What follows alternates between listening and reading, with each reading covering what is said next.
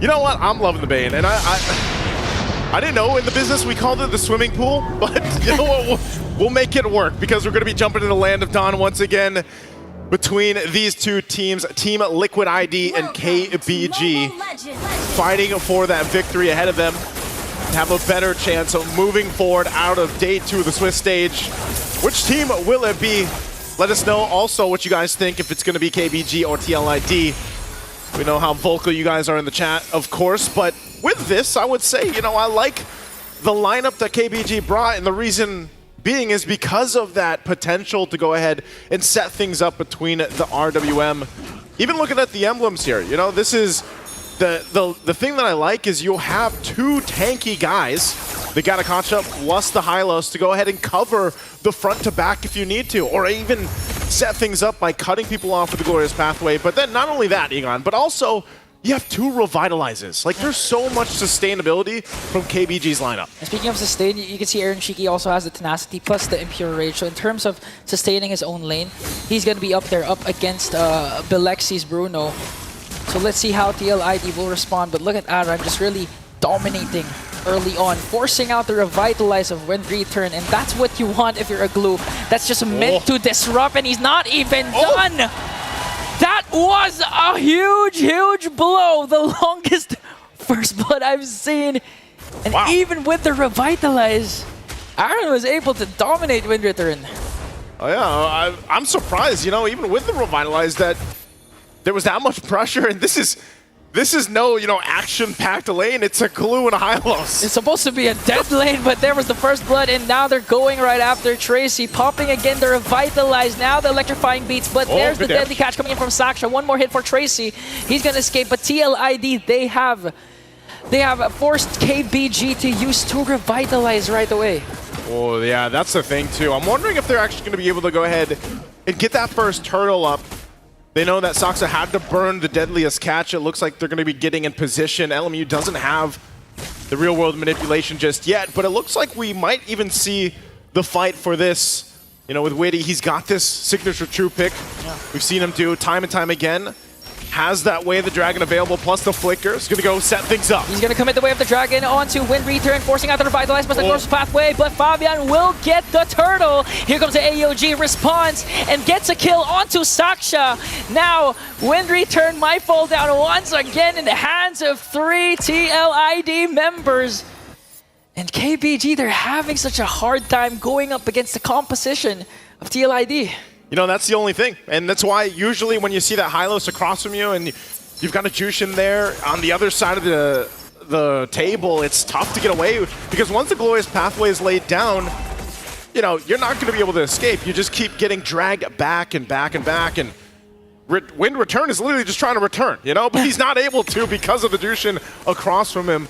So with Team Liquid ID setting a pace already early on, you know, 3.5 minutes in, they've got a couple kills, they got an objective, and they really just kind of stopped Wind Return from having, you know, that comfortable lane that you might want to have with the Hylos. But obviously he's still going to be useful later on when you get to these team fights and you have just that strong ultimate, that Glorious Pathway. But there's got to be an answer here. There's got to be something that KBG can do to stop the bleeding. Oh no. Look at Widy connecting again with the Way of the Dragon. Here comes the Revitalize from Tracy plus the Glorious Pathway from Wind Return. AOG to walk away, but takes it to the turret. It's still there. He's gonna break down Tracy in exchange for Aran, and TLID's aggression is just unmatched right now, forcing out a lot of ultimates from KBG, even Deadly Clutch plus the real world manipulation.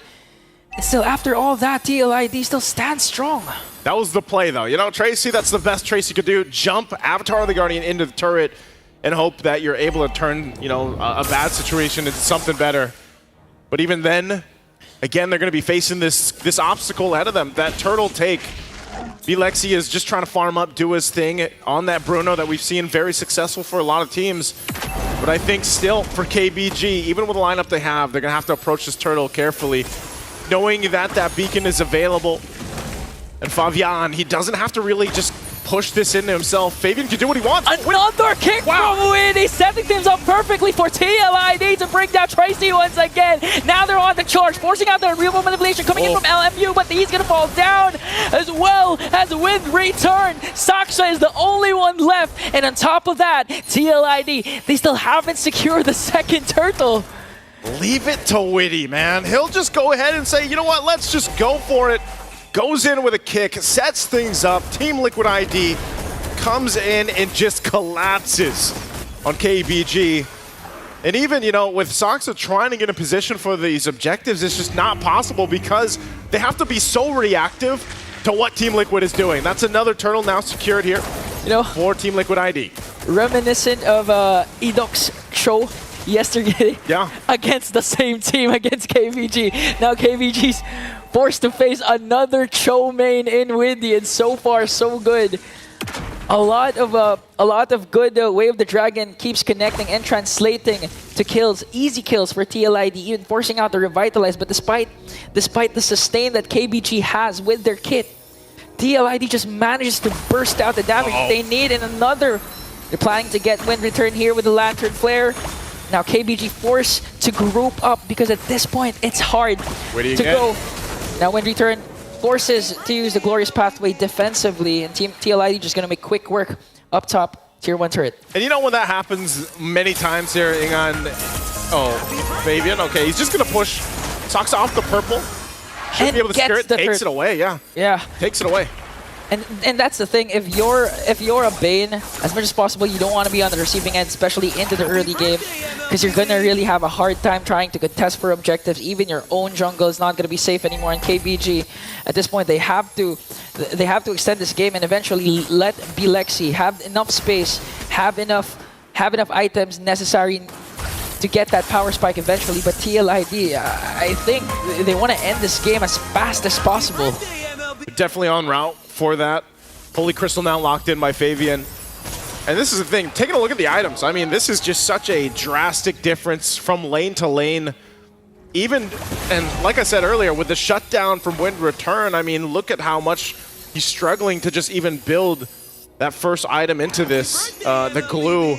And Dominance Ice is enough for Aran to deal with and cause enough havoc on the back lines of KBG if he wants to. This turtle, I don't think they actually contest this. This is probably just going to be, look how quick it goes down.